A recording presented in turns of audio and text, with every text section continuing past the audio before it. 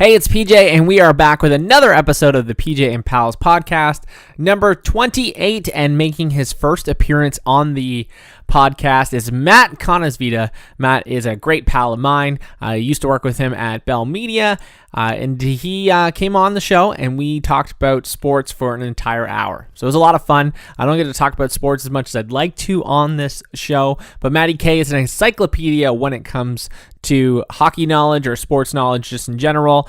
He works for TSN 1200. So we ramble on about hockey, a little bit about basketball, a little bit about baseball. We talk juniors, Erik Karlsson, some highlighted moments in Senators history and just in history in general when it comes to watching hockey games, like some of our favorite moments, reminiscing.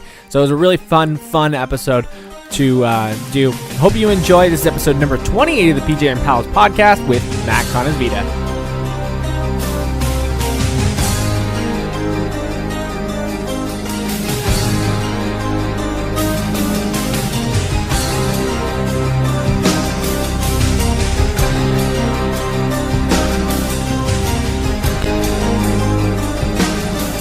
So I'm going back to school. Going back to school? Yeah, applied, got in. I had to do a math test to get in.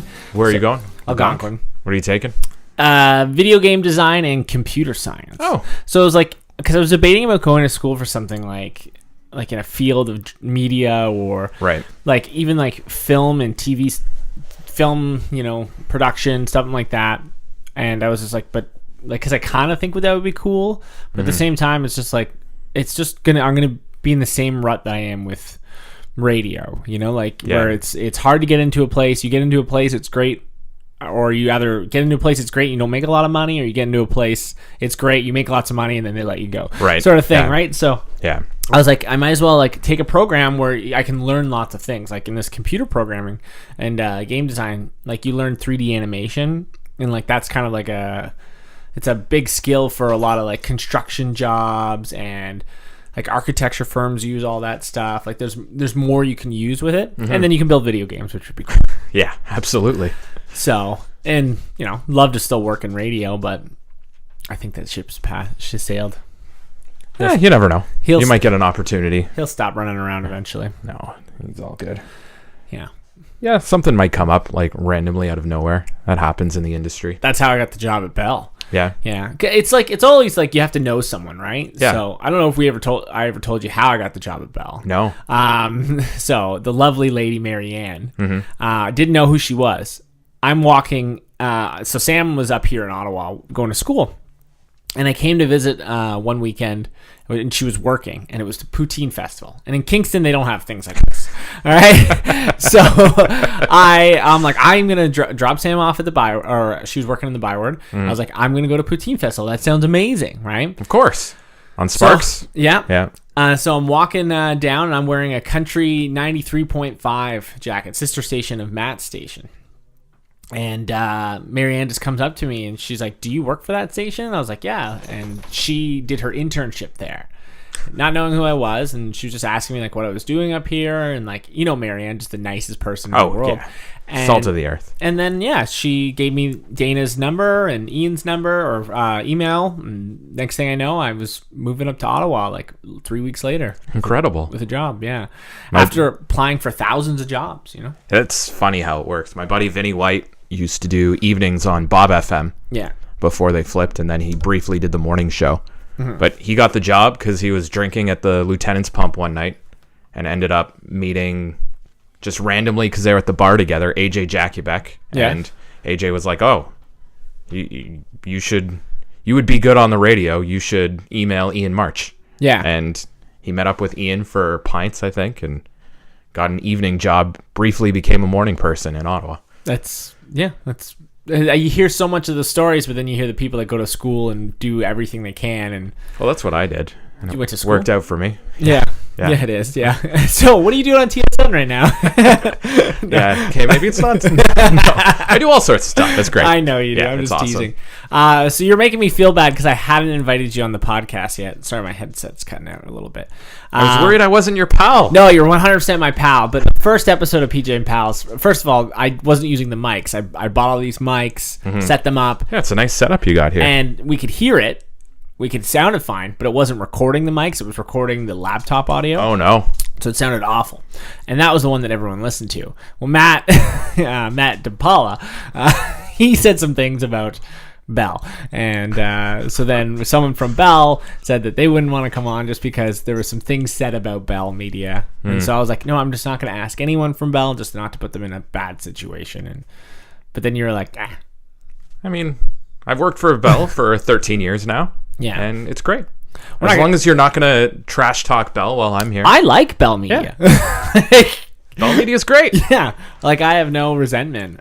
Chorus, on the other hand.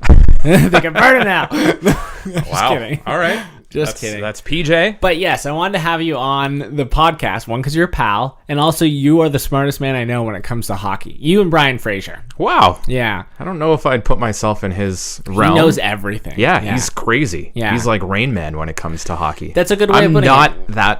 I'm not that intelligent. You're overselling me here. You're pretty good. I've worked with some very good people. I did a show with Liam McGuire for 3 months, and you want to talk about hockey encyclopedias? He's insane. Like, yeah, it's crazy what you guys can know. Yeah. He used to do contests where we'd have jerseys to give away or something. We were on during the playoffs, and the contest was call in, ask me a trivia question, any trivia question that's NHL or Team Canada related, and if you can stump me, you'll win the prize.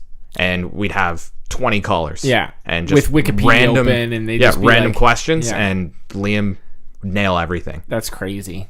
It's amazing what people can remember. Like, I remember some of the weirdest things when it comes to like MMA, like some of the weirdest fights, how they were stopped, all this stuff, the card number, what day of the week it was on. You ask me just the stupidest, like the simplest questions, like who's, other than our prime minister, name another member of parliament. I'm like, nah, you got me. Like, there's that Sanji guy, right? Sanji? No? Sanji? Yeah, like he has a turban and he's like... Oh, Sanjeet. Sanjeet? Sanjeet, is it? I don't know. So I'm not a politics expert. Neither am I. But yeah, so... Making me look bad here. No. We don't talk about politics on this show. Actually, one episode I was like, yeah, the one thing I never wanted to talk about was politics. And then we went and talked about politics. Of course. Yeah. That's how it goes. But it was my buddy who lives in Alberta. And apparently in Alberta, they don't like Justin Trudeau. No. He's not very popular at West. No. He's not very popular a lot of places now. Yeah. It's the tide's turned on JT a little bit. Yeah. I think it was the same thing with like the states where, look, we're talking about politics. Like, what's the lesser of two evils? Stephen Harper or Justin Trudeau? Yeah. It's the same thing with like America. What was the lesser of two evils? Hillary Clinton or Trump? Yeah. And I think people think Trump was not... I think people are disagreeing with their choice now, but anyways, let's not talk about politics. No, let's get into sports. I'm in a wedding in America on Independence Day weekend. And I'm going to the bachelor party this weekend. The guy's a huge Trump fan. And he's going to get me like a MAGA hat and stuff like that. I'm like, boy. I'm going to get shot, am I? Like, it's going to be in Baltimore. Like, I'm going to die. You might just get shot because you're in Baltimore. Yeah, just the whitest kid in the world. Yeah. Yeah. So what's going on for the bachelor party? We, in true fashion, we're going to a Dave & Buster's. We've got a private room. We're going to be playing this Halo video game because he's a big Halo fan. We play video games together, me and this kid. And then we're going to a casino. Fantastic. Yeah. So it's about a 10-hour drive there, 10-hour drive back. But it's going to be fun. Going for the weekend? Yeah. Do you hear that car going off? I do. That's kind of annoying. Yeah. I don't know if it's being picked up on the mics. No, but it's being picked up in our heads. Yeah, I can hear it, and it's a little distracting. But yeah, we'll power through. So you excited for tonight's game? Yeah, really. It's crazy to me that I'm way more invested in the NBA Finals than the Stanley Cup Final. Because it's St. Louis versus Boston. That's a big part of it. And I mean, I know Boston's going to win again. And I don't want to see another Boston championship. I know. There are guys on the team that I like. I like Zdeno Chara. But he's got to come. I like the coach, Bruce Cassidy, Ottawa guy. Mm-hmm. I do not like Brad Marchand at all. Nobody. I don't want to see him win anything. I don't think Brad Marchand likes Brad Marchand. I think he does. His actually, parents don't like him. He's a big fan. But the Raptors, I'm all in. Kawhi Leonard's been so fun to watch. Pascal Siakam had such a huge game one, and it's just. And I hate Toronto. I'm from Ottawa, born and raised here. I hate the Leafs. Yeah, there's no team. I dislike the Habs as well, partly from hate's a strong word. Strongly dislike the Habs, but hate is the word I'll reserve for the Leafs. Yeah. And as such, like it sort of translates to all Toronto things. I'm not a big fan of the city. Mm-hmm. Anytime I go to Toronto, and I've been there for visiting friends or concerts or whatever, and it always feels like there's a weight off my shoulders once I get to like Ajax when I'm leaving Toronto. Yeah. And I'm like, exactly. I can exhale now. I'm out of this stupid city. But I'm all in on the Raptors. I maybe it's because they're the only NBA team in Canada, and they feel a bit more like Canada's team. I was never a Grizzlies fan. Yeah. I haven't been able to get super on board with the Jays just because I grew up an Expos fan. Oh, okay. And so I sort of... I don't hate when the Jays do well. Yeah. But it's not the same. I'm really invested in this Raptors run, and I'm still scared of Golden State. Yeah, like even like so this I'm gonna post this one tomorrow, so we won't know what's gonna happen. But Kevin Durant's not playing tonight, so that's big for the Raptors. And if you can go back to Golden State up 2-0, like that's huge, right? But it is the Warriors. There's a reason why they've been in the championship for 7 straight years. I think this is just 5. Oh, 5 straight. They've won the last, but they've won 4 of 5. 4 or 5, I believe. Okay. Yeah. Tomato, right? Yeah, because LeBron James had the run where yes. he was in the finals with different teams, but for 7 or 8 years in a row. And 2 of those years, he was against Kawhi Leonard, right? The first 2 years when he was with Miami. Yeah, and then Kawhi got hurt the second year. Oh, okay. But Kawhi, I think, won finals MVP was it 2013? Yeah. And beating LeBron. Oh, okay. If I remember correctly. I kind of remember that. Yeah. So I remember, I'm not a huge basketball fan. I used to go see the Raptors when I was a kid with Vince Carter and stuff. I was really young because I lived in Mississauga till I was 11. Went to lots of Jays games. I loved the Toronto Blue Jays. Now, I don't like baseball and basketball. I try and watch this basketball game, and I know it's amazing. Like, they're playing Golden State in the finals. Like, you got to watch, or even Game 6 of last one, I was trying to watch. And I was getting so frustrated. I was like, one, why aren't they getting the ball in the net? It's just like, there's no goalie. Shoot it. Like, why isn't it going in? And 2, like, the last, like fucking 5 minutes of the game. It just grinds to a halt. To eternity. Like, I was at a golf weekend for Game 6 against the Bucks, and I ended up calling into the radio station, and the producer put me on hold, so I'm listening to the end of the game. I called with like 3 minutes left because I wanted to hear if the Raptors. I knew they were down. I was getting updates. I have terrible cell service at the cottage though. Yeah. And I was getting updates that were coming in sporadically, and they're like down 15. Yeah. And then next thing you know, they go on this huge run. They're up 8. Yep. So I'm like, I'm calling in. I want to listen to the end of this game. I want to listen to the moment that the Raptors make it to the finals for the first time. Because as a Sens fan, growing up a Sens fan, and it's a bit different now that I'm a bit more professionally involved, but I still want to see the Senators win. They're still my team. You know more too about the backgrounds and the kind of like it's upsetting, right? Like it just changes the way. And I've worked in the press box at Canadian Tire Center now for about a decade, and so you forget how to cheer because there's no cheering in the press box. I'm working with the visiting radio team, and so you're it's professional, being a professional, and so it sort of lessens how much of a fan you are. Yeah. But when they went on their run a few years ago and made it to Game 7 of the Eastern Conference Final against your Pittsburgh Penguins, and I know you were really mad about how they treated Fleury in that series. Although it got you another cup. I might have texted you 45 times in like a span of a day, just like how mad I was. Yeah, that was very unsettling. It worked out for them though. They won the and Murray played fantastic. And like he came in and he stole the show. Like he got back-to-back shutouts in Nashville. Like that's pretty crazy. Or like one was in Pittsburgh, and then Game 5 and 6 were back-to-back shutouts, which is crazy. Leo, lie down. Down, Leo. He's usually pretty good. He's great. He's great. But as a Sens fan, my favorite moment in franchise history is Daniel Alfredsson's overtime goal against the Sabres in Game 5. I remember to send them to the Cup final. I remember that very well. Because the Cup final didn't go so great. Yeah, Ryan Miller in net. Yeah. The Sabres had a crazy good team that year too, right?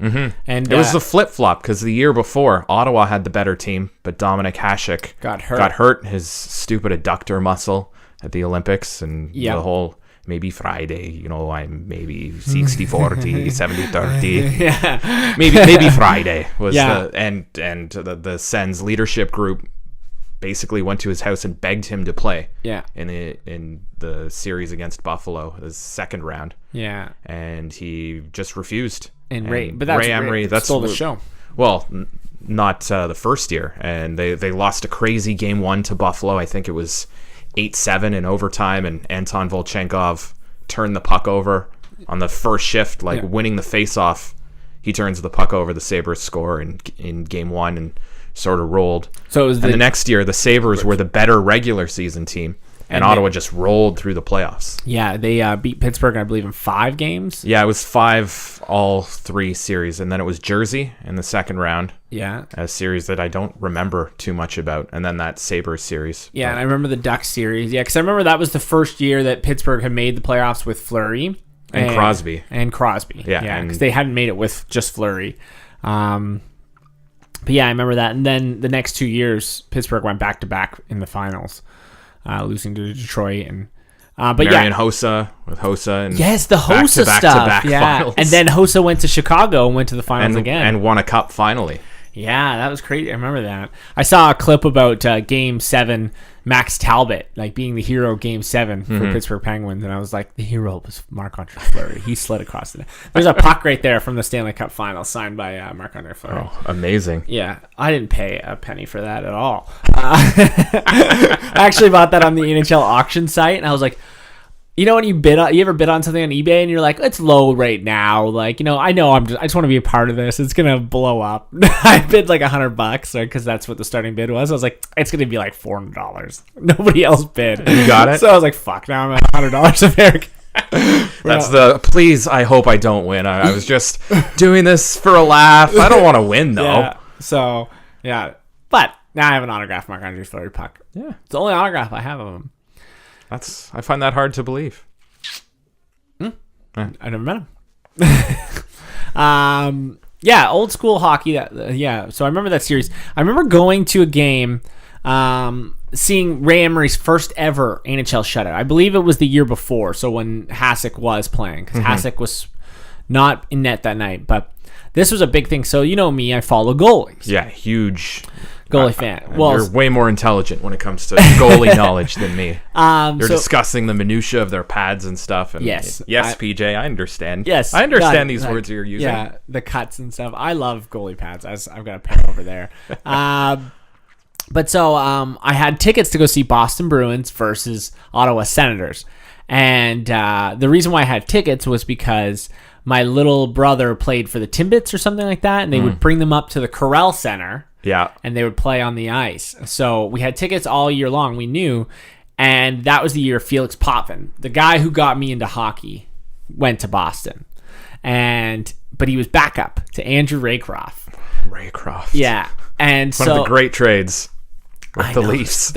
I think the Leafs, I say it's the Leaf curse. The Leafs will never get past Boston as long as Tuukka Raska's in net. Yeah. Because you traded him for Andrew Raycroft.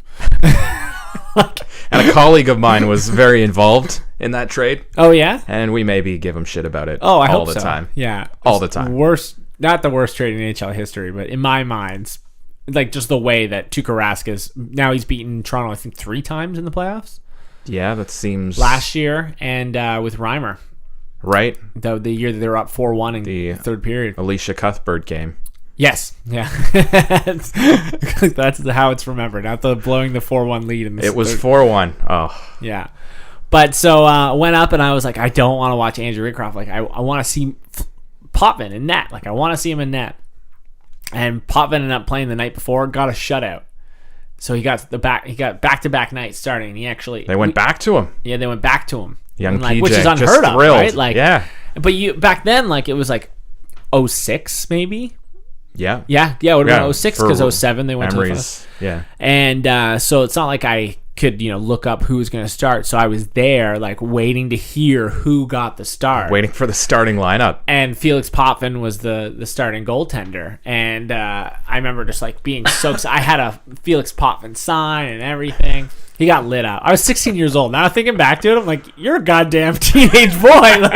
What's going on? That's the beauty of sports, though. Yeah. I was on the bus to the Red Blacks game the preseason game last night, and there's this, must be in his 40s, just completely decked out in Ticats gear. Yeah. For a preseason game. A preseason game. Yeah. And he's decked out. He's got like a staff, a cowbell. That's sports, man. Yeah. Those people, like, you know, like they make the sports better too. When you go to a game and you see someone that invested, you love it. Like, I remember going to Belleville Bulls games. I was a big fan of the Bulls. Like, the year I went to college, like, Murph was in net. He was a guy I rode the bus with him in high school. And he ended up playing for Carolina for a bit. Won OHL goaltender of the year, CHL goaltender of the year, but also PK Subban was on the team. Yeah. And we knew PK Subban was a big thing, like because, you know, he played for the World Juniors and stuff. You'd go to the game and PK Subban would take the puck and like skate to the other end and score. And there was a lady there that was always decked out head to toe in gear. Always had season tickets. Like, every time PK Subban scored, she would cry. Like, she just, the excitement. I'm like, it's 5-1. And we're in December. Like, it doesn't matter. I mean, fan, short for fanatic, right? Yeah. And it's responsible for my livelihood. But you're right. Like, it makes the atmosphere of a game so much better. And I'm not a huge soccer guy by any means, but I was over in London, and I went and caught a second-tier game. So I think it's called the Championship, one level below the Premier League. Yeah. And it was Fulham FC who play in London at a stadium right on the Thames, like incredible, Craven Cottage. And Nottingham Forest are visiting them. And it's a game late in the season. Forest aren't doing anything. And they have pretty much the entire fan section, which is one side of the four-sided stadium, sold out of all these fans who traveled, however, I think 2 hours by train to get to London. Yeah. And they're singing the entire time. And it's incredible. Like, and that's second tier, right? Like the second tier, not even the Premier League. And they're traveling to London to go support their team. And you go to Fury games here, and they've got the Stony Monday Riot fan group that are singing songs, and they got banging the drums. And it's incredible how much difference the fans can make. And that's part of what's been so fun to watch about the Raptors in the NBA Finals. Yeah. And you see all this Jurassic Park stuff, and I find that kind of annoying sometimes. But great, you're having a good time. Yeah. But in NBA games, like, it's so different. Hockey's first and foremost, like, you know, the sport that I follow. Yeah. And so it's so weird to me that you have music playing during the game. But the way the fans get involved, and you're seeing Drake right on the sidelines on the court, his courtside seats, and he's been told by the NBA to calm down because he was giving Nick Nurse a back massage in the Bucks series. Yeah. And then he's getting into it post game with Draymond Green. Yeah. And Draymond, I think, has actually handled it really well. I don't know if you've heard much about this. No, I know a little bit about, like, I know that he wore a Curry jersey. Yeah, Del Curry, who played for the Raptors. Yeah. Just to troll Steph. Which I thought was kind of funny. And I love those purple Raptor jerseys. I hate the new jerseys. I love the purple old school jerseys. As a kid, I had a purple Raptors duffel bag. Yeah. That anytime I go camping or go up to the cottage, that's what I pack my stuff in. And it was plastic, so it started like breaking apart, and I had to retire it quite a few years ago now. But I love my Raptors bag. Yeah, it's great. That I love. Like, if they wore those today, like, I'd go out and buy one. You know? Like, but yeah. So you're saying, like, Drake's doing? Oh yeah. So he got into it and just yelling back and forth with Draymond Green at the end of game one. And one of the reporters asked Draymond about his scuffle with Drake, and he's like, "Oh, it wasn't a scuffle. At least not what I consider a scuffle. Yeah, because, like, he didn't shove me, or we didn't punch each other or anything. So it's not a scuffle. It doesn't bother me." But he went on to say the next day, like, you know what? A lot of people think Drake's out of line and the NBA needs to stop him. I think it's fine. He's a fan. He can talk, and he's talented. He's worked hard to be where he is. So does he get a bit more rope? Sure. Does he deserve a bit more rope? Of course. Yeah. He's like, it's fun for me. I love it. Yeah. And sometimes Drake, his antics can be a bit much for me. Yeah. But at the same time, it gives you another thing to watch while you're watching the game. And his reactions, pretty entertaining. Oh, that's a good way of looking at it. And like he's just a giant sports fan. He loves all sports, which, you know, that's part of the problem. Like he has Golden State Warriors tattoos. Yeah. And you're a global brand ambassador. You work for the Raptors, and it's. But he's a fan. The Drake curse, of right? Of course. Which is funny because Conor McGregor was fighting Floyd Mayweather, and Drake was all on Conor's side, and Conor lost, and then all the sports, and then you saw Drake wearing a Leafs jersey this year. He was banned from taking pictures. I can't remember. I think it was a German soccer team who were in like the Bundesliga, like playing a huge match, and the coach was like, "You were banned from taking pictures with Drake before this match." Really? And then I think it was Game 7. The second round, Raptors Sixers. Yeah. And Drake wore Philly basketball shorts while he was watching the game. Yes. He fully leaned into his own curse. Well, so funny thing, last night, there's 3, not anymore. As of yesterday, there was 3 heavyweight boxing champions, because boxing split up into different championships. There's Europe, and it's, there's HBO and Showtime. It's all kerfluffle. It's not like the UFC where there's one. It's united, yeah. And that's what made Mike Tyson so good, was he was the first to win 3 different, be the unified, right? So there's Anthony Johnson, Deontay Wilder, and Tyson Fury. You don't know who any of these guys are. I'm out. So Joshua, he beat Klitschko, who was undefeated for 10 years, right? Joshua, 40-0 or something like that. British, good-looking giant black male, right? Like sculpted from the gods. Amazing boxer. Yeah. People thought that he wasn't, he beat an old Klitschko, and he was kind of ducking Tyson Fury and Deontay Wilder. Tyson Fury, giant fat guy, right? Doesn't look like a fighter at all. Probably the best technical boxer in the world. And Deontay Wilder, he's not very technical, but he is 41-1-0. So he's got 1 draw, which is the Tyson Fury, and he's got 40 knockouts. I'm just reminded of our friend Matt DePaula's brother Vince. Yes. And the 40-0. Yes. Sorry. Let's not bring that up. Anyway, so these 3 boxers, they're trying to get them all to fight, and Joshua's kind of ducking the 3 of them. These are the big money fights. Joshua fought last night. Didn't he post a photo with Drake earlier on in the day saying, "I'm going to break the curse"? Oh, no. Guess what happened? Yeah, it didn't go well for him. He got knocked out. Never lost a fight in his career. He was fighting a guy that... What round? 7th round. He's fighting a guy that nobody really thought was going to be, much of a challenge. Like Joshua, a much bigger fighter than him. This guy is like short, super fat, and like short arms. Like Joshua just has to play on the outside. He'll easily win this fight. Nope. He got cocky. Knocked out in the 7th round. Ugh. But even said... The Drake curse lives. I know I went on a giant tangent there just to explain because you have to know these 3 trifecta of boxing heavyweight champions right now. So now there's 2 that are said to be the best. They fought this summer, and they have had a draw. And it was a pretty... I wouldn't have called it a draw, but it was a pretty good fight. Pretty good fight. But so the Drake curse, it's real. Oh, it's so real. And that, I guess, is why I'm worried that the Raptors can't win as long as Drake's their global ambassador. Although, he wore Sixers shorts. He's got the Golden State Warriors tattoos. Maybe that's it. Yeah. So maybe it balances out. Yeah. And both Golden State and the Raptors are cursed equally. Yeah. And may the best team win. Or the Raptors are the first to break the curse. I've heard there's some fighters that took photos with Drake in Toronto and then won their fight, but that's not like Drake probably didn't know their name. Yeah, exactly. Exactly.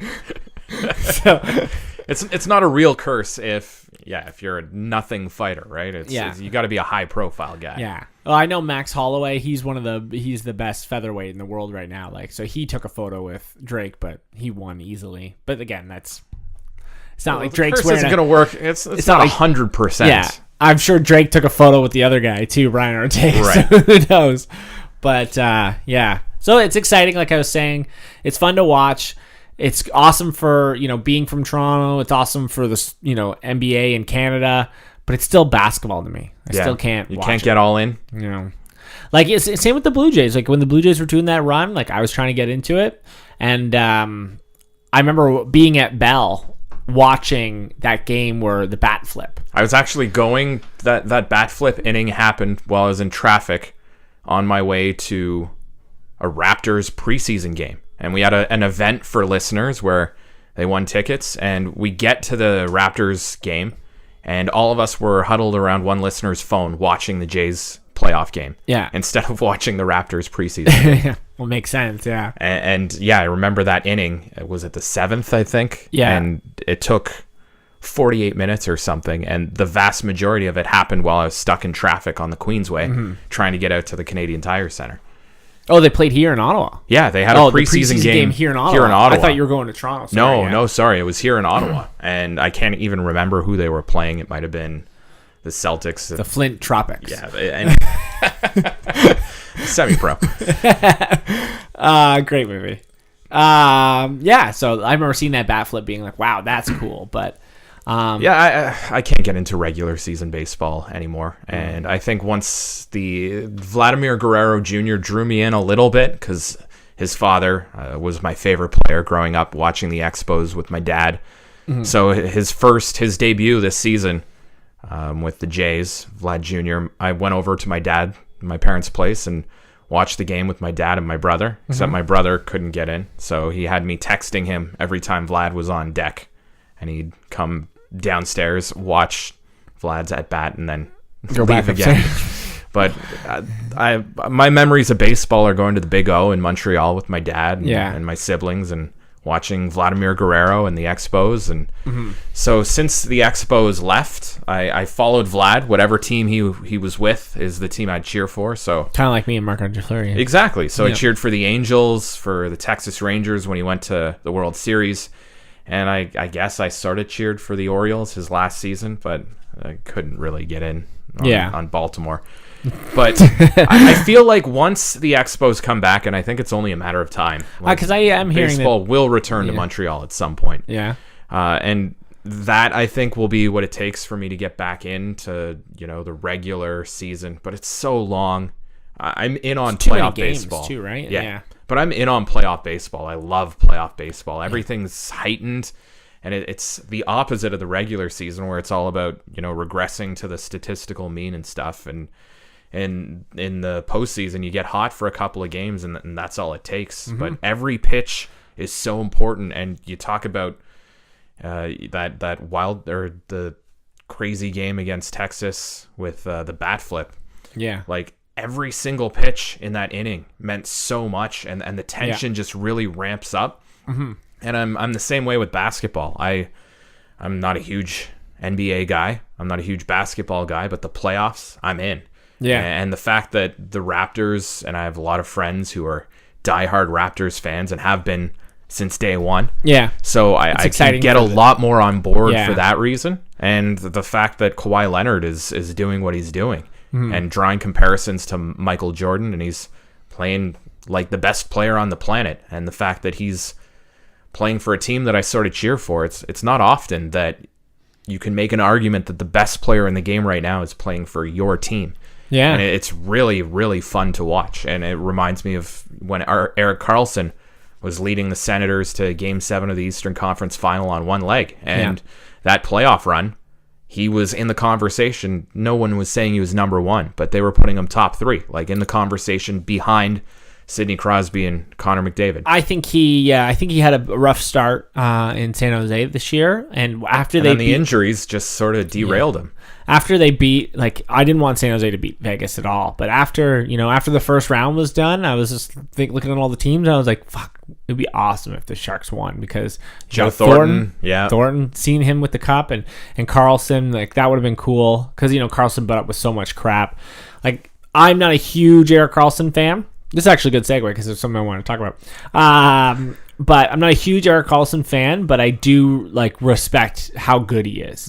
I've never heard good things about him as a person. Okay. I met him one time. He was kind of nice, but he also was at a concert with his girlfriend, right? I guess his wife now, and didn't really want to be bugged, which is cool. But see him win the cup would have been cool. Segue. Where do you think he's going next year? I'm having trouble figuring it out. Yeah. I think he wants to go to Tampa. And they just can't. They can't afford it. Can't see how the Lightning make it work. Yeah. And I think if he hadn't dealt with so many injury issues in the playoffs and leading up to the playoffs, and particularly, at the end of his playoff run, like he didn't play Game 6. Yeah. And so, I think he was one of the best players in that series, though. But his I think it's his groin that's been bugging him most of this season after he recovered.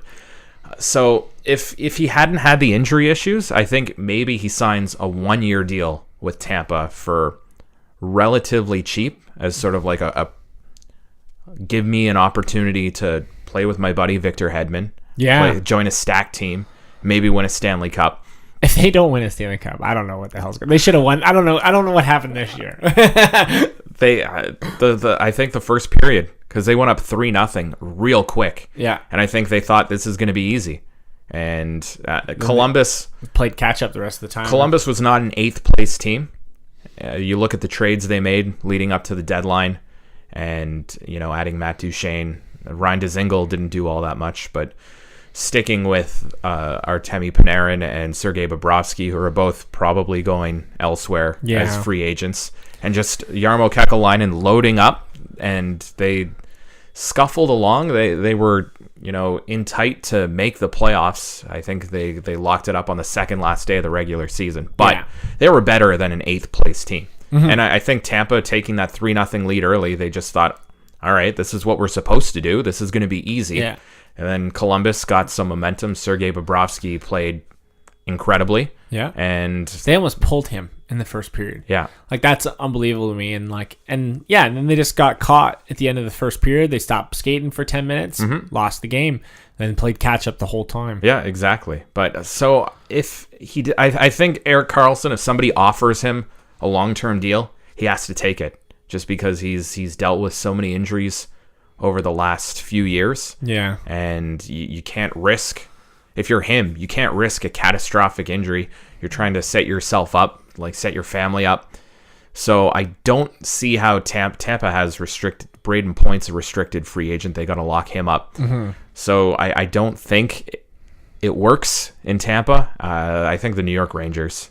I hate the Rangers. They're going to offer him They lots always of money. do, though. They always do, yeah. And so if I had to handicap it, if I had to guess, I think he ends up with the Rangers. I was hoping a team like Calgary would offer him a lot of money, but I just don't see him going back to Canada, especially in a town like Alberta. Like, it's got to be hard to keep players there in a city like that. It would also be cool to see him go to Edmonton. Like, they're missing a lot of key pieces, so I could see him going to a team that, like that has everything together, and they just need to add him. Yeah. I don't even think Tampa needs to add him to win a cup. Like, they should have won the cup this year. Like, they're the best team going in. Doesn't make sense. They tied the regular season record for the NHL. And that's a crazy thing, is in all 4 sports, the teams with the best regular season record didn't win the championship. Yeah. You got the Pats, who went 16-0, and then, of course, lost in the Super Bowl to the Giants. Yeah. The Seattle Mariners, they had a crazy, didn't they win 110 games or something like that? Yeah. They didn't win. Yeah. They clearly didn't win the World Series. You got Tampa and Detroit now, and the Lightning tied the Red Wings regular season points record. And I mean, Detroit didn't get swept in the first round. But they didn't win the championship. Yeah. And then in the NBA, the Golden State Warriors had the greatest regular season in history, and they were up 3-1, 3-1 against LeBron and the Cavs. And Draymond, who was it? He punched a guy in the nuts and got suspended, and turned the tide. I remember this. Yeah. Yeah. It happened in soccer too, not too long ago, didn't it? Like, wasn't there a team that didn't lose a game all season and then didn't win the championship? I could be way off. I could even think about Toronto FC or something like that. Yeah, maybe MLS. But that's the thing with European soccer. They don't have playoffs. It's just you they have win championship games and stuff like that. Well, they have the Champions League, they have the Europa League, the FA Cup. They've got all these different tournaments. But to win the Premier League, you just need the most points, and there's no playoff. The playoff systems for different, like the FA Cup, I think every single English soccer team plays in the FA Cup. And so you've got Premier League teams matching up against lower teams, and the Premier League teams get byes through the first however many rounds. So it's complicated. Mm-hmm. Yeah. European soccer is a mess. I follow it, and big win for Liverpool yesterday. They won the Champions League, which is finding the best team in Europe. You've got the best teams from all the different countries. Mm-hmm. And it was an all-England final. My poor brother has cheered for Tottenham for 2 years now. Yeah. And he's like diehard into it, but he's only been into it for 2 years. So I was kind of glad that the Spurs didn't win. They lost, I think, 2-0 to Liverpool yesterday afternoon. But he went down to New York City, went to a Spurs fan bar in New York, watched the game with his buddy. And Mo Salah scored a penalty in like the second minute. And it was just all downhill from there. Mm-hmm. But like the Champions League, it was an all-England final, I think, for the first time ever in the Champions League. But Liverpool had a great season up until last year. They would have won the Premiership with their point total, but Man City just were that much better than them. And that's the English Premier League. Oh, okay. Yeah. Which is the team with the Egypt guy that you were telling me about last year? Yeah, Liverpool, Mo Salah. Oh, so he won this year? He won this year. Oh, okay. And yeah, last year we were at a bachelor weekend golfing during the final. And Mo Salah, I think, separated his shoulder and was in tears, had to be helped off the field. He couldn't play. Yeah. And yesterday, in the first minute, there was a handball by Spurs in the box, and Mo Salah got to take the penalty and just hammered it home. Cool. So it was, a bit of redemption for him. That's good. That's always a good story. I have a friend that's from England I train with, and I remember I don't remember which team was it, but they won 3-0. I guess it was like a big deal. This was just 3-0. 3-0, sorry. A big deal. I remember going up to him, I was like, hey, like it must have sounded so weird, right? Because I remember him posting about it, and I was like, 3-0. Like that doesn't seem like it wasn't like, what's the deal, right? Like, I know it wasn't a Champions game or whatever. I think they were playing Man U. Maybe it was like Liverpool versus Man U or something like that. And I was like, hey man, like, you know, like what was the deal with that soccer game yesterday? He's like, you fucking shit me, bitch. Like, but in this like British accent, are you toying with me right now? And I was like, no, I don't know. Like, I was like, do you know about hockey? And he's like, no. I'm like, well, Tampa just got swept. But so I was like, explain this to me because I don't get what the big deal is.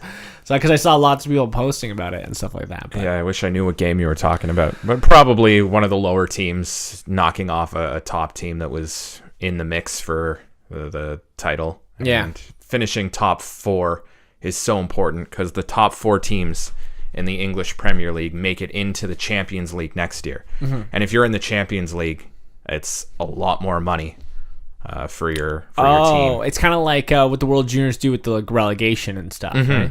Awesome. A little bit, yeah. But like, the Champions League's the biggest tournament in Europe, yeah, and the biggest tournament in the world. And you've got, Real Madrid, I think, won 3 in a row. And then Zinedine Zidane quit as the coach after the third one because there's nowhere for him to go after that. Oh, okay. But yeah, so when you got the top teams from Germany, from the Netherlands, Ajax actually had a great run this year. Yeah. And Real Madrid, so like a Spanish powerhouse. Juve, the Italian side, was in the final last year. Mm-hmm. You got like Paris Saint-Germain. So it's all the best teams from all the different leagues or whatever you want to call them. Seems complicated. Sam was in France last year when they won the World Cup, and I remember calling her about 2-3 hours after the World Cup happened, and I couldn't hear a thing. Yeah, she wasn't even in like a major city. She was in some small town in France, and people were just going insane for 3 hours. Oh yeah, not for 3 hours, for the whole night. And I saw the same thing with my countrymen, the Finns, after they won the World Hockey Championship over Canada. Yes, and that was a good series. Like, the Finns only had 2 guys in the NHL. Mm-hmm. Like, that's pretty incredible. Like, because they didn't have Tuukka, right? Like, the Finns are always scrappy, man. They do way better than you'd think at the Olympics. They've never won gold, but they almost always medal in hockey at the Olympics. Yeah. They've always got fantastic goaltenders, but they've always just got a fantastic team. Like some really good. Them in Sweden are always underrated. You know, like I guess Sweden. I don't think Sweden's underrated, but you always hear the powerhouses: Russia, Canada, the States. U.S. and Sweden now. Yeah. And Finland's always lurking there, and they don't always play the flashiest game, and sometimes it's a bit frustrating to watch. They'll trap you a little bit, but they're developing some great players like Patrick Laine and Capo Kakko, who's maybe there's talk now that maybe the Devils will take him first overall because he really outshone at the World Hughes Championship. at the World Championship and was great, and he's really elevated his game. And the other difference with him is he's he's fully developed. He's NHL ready now, whereas Hughes needs to fill out a little bit more. And the Devils could use that because they're like, it's hard to believe they're in a weird place. Yeah, because Taylor Hall is going to be a UFA. He's after this coming season, so they have to figure out what to do with him. But they went from playoffs to not last place, but winning the Lotto draft. Like, that's a weird situation. It's a weird year in hockey, and like even in the juniors, like obviously with the 67s, like that's what happened in the 67s is just unheard of to me. Like, I couldn't think of it. Like, they went 14-0, swept the first 3 teams, went 2-0 in the playoffs, in the finals. Goalie goes out and lose 4 straight. Guelph is also a really, really good team. They have, I think, 11 NHL draft picks. Yeah. Or, like, drafted players. But they were 14-0. Right. But you know more than anyone how just the mindset you can have with your goalie. And this goes back to what we talked about earlier with the year the Sens lost to the Buffalo Sabres and Dominic Hasek not playing. And just that Ottawa Senators team, the skaters were the same. Yeah. But the mindset you have when you've got Dominic Hasek behind you and in between the pipes, it makes such a huge difference. And no insult to Cedric Andre, but we talked to the 67's head coach Andre Tourigny after they were eliminated, and he said the difference between Mikey DiPietro and Cedric Andre you're not gonna lose a game because of Cedric Andre, but you might win a game because Mikey DiPietro steals you one. Yeah, I love DiPietro. And so losing him, it just affects the entire mindset of your game and of your team and how you approach playing the game. And it's really too bad for Seti because he came in game 2 and was spectacular. Yeah. And they won that game because of how well he played in relief of Mikey DiPietro when he left with the injury. But they just came out flat in game 3 and the Storm started rolling. And just an incredible, a tale of 2 teams because the Storm were down 3-0 to the London Knights. Yeah. And I think they were down 3-0 in game 7, but they come all the way back, win the Western Conference semifinal. And then they were down, I think, 3-1 to Saginaw in the West final. Yeah. Came back and won that as well. And so just all the resilience. They never gave up. Yeah, exactly. Yeah. And once they start rolling, they're really hard to stop. And, Suzuki's a good player. It pains me to say it because he's a Habs prospect. Yeah. But he was key for them, and they couldn't stop him, couldn't stop his line. And unfortunately, the dream of the Mem Cup came to an end for the 67s. The good news is their defense is pretty much entirely intact for next season. They're losing some overage forwards and some important forwards. Their captain, Sasha Shemilevsky. Yeah. I don't know if he'll start the season with the Sharks. Of the year, yeah. But next season, there's no reason that the Ottawa 67s next year probably was the year that they planned on being, a Mem Cup team. Yeah. If you told them at the beginning of this season that they'd set a franchise record for points, win the OHL running away, I don't think they would have believed you. They were in first, and then they got DiPietro, which was grezy. But DiPietro probably won't return. He'll probably go. Oh yeah, he's done. Yeah, because he played a couple games with Vancouver. Obviously, didn't go emergency great. Recall. But it didn't go great, but It happens. Not a lot of the times these young goaltenders are going to go up, and it's different for a player to go into a game and deal with the speed. You might get beat. Yeah, you're going to take a second to catch up to the speed, but the speed when it comes for adjusting to your angles and the puck and all that stuff for a goaltender is much different. Oh, you talk to goalies who come up and just practice with NHL teams and don't even get a sniff of game action, but just sit on the bench and take warm-ups and practices and stuff. Yeah. And the NHL shots, it's night and day. Big difference. Completely different. And DiPietro was in a really tough spot with the Canucks. Because they're not good. Well, and they had no plan of calling him up. Like they were only able to do it because they didn't have any other goalies in the system that were signed. Yeah. Because he's when you're in junior, you're not allowed to get called up to the NHL unless it's an emergency injury recall. Yeah. And I don't think anyone was surprised it didn't go great for him at the NHL level. It doesn't mean he's going to be a bad NHLer. I think he's going to be pretty great. Yeah. But goalies take a bit of time to develop. Yeah. It's like a lot of goalies don't hit their peak till they're about 30. Mm-hmm. You know, like look at Marc-Andre Fleury. He's 34. He's playing the best hockey he's ever played. Like Lundqvist is just 37 now, but he looked 3 years ago. Yeah. Was the best hockey he's ever played. Well, even Craig Anderson, who started out as a backup. Yeah. He was drafted twice, I think. His best hockey was at like 38, 39. Yep. Yeah. His best hockey's behind him, though. Yeah. They need to move on from Craig Anderson.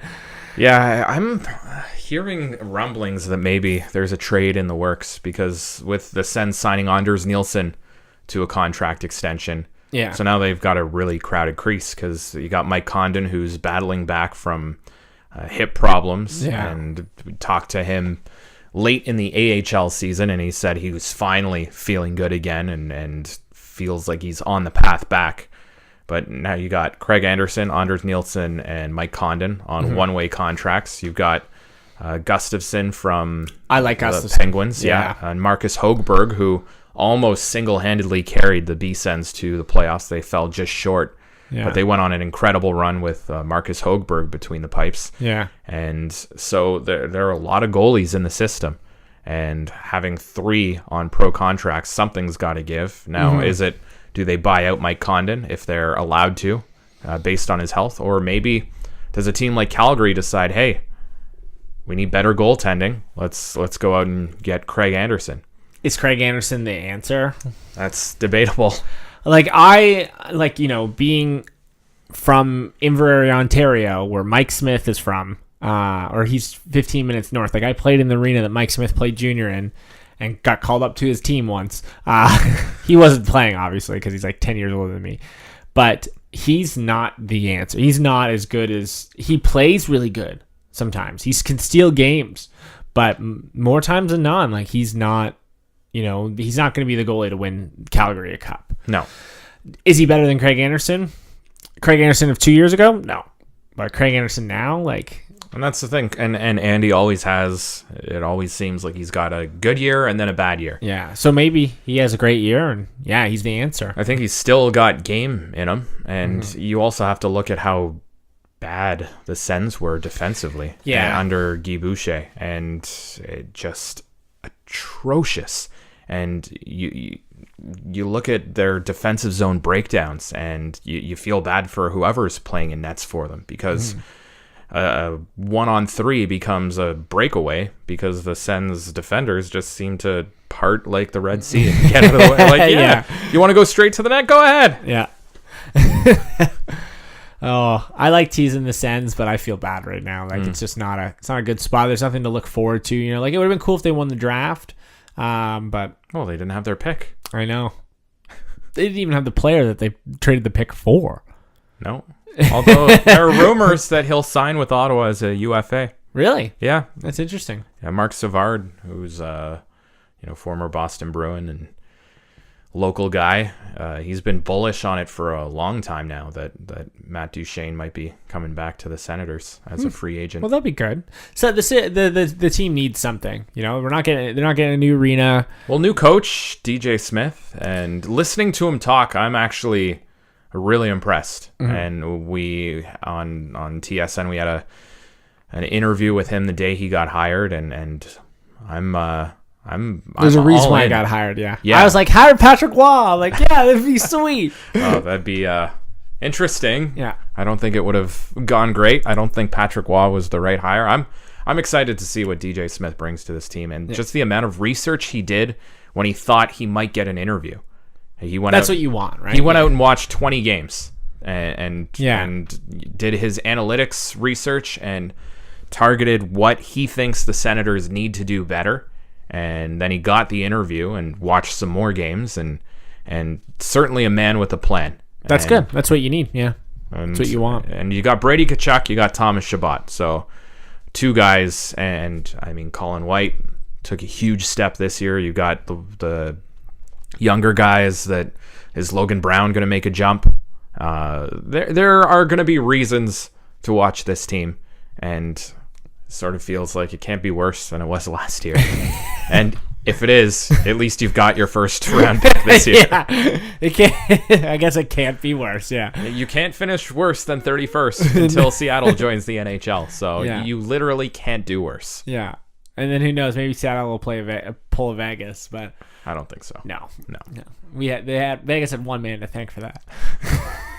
I'm still upset that they lost to Washington. Still bitter about it. Awesome, Matty K. It's been about an hour.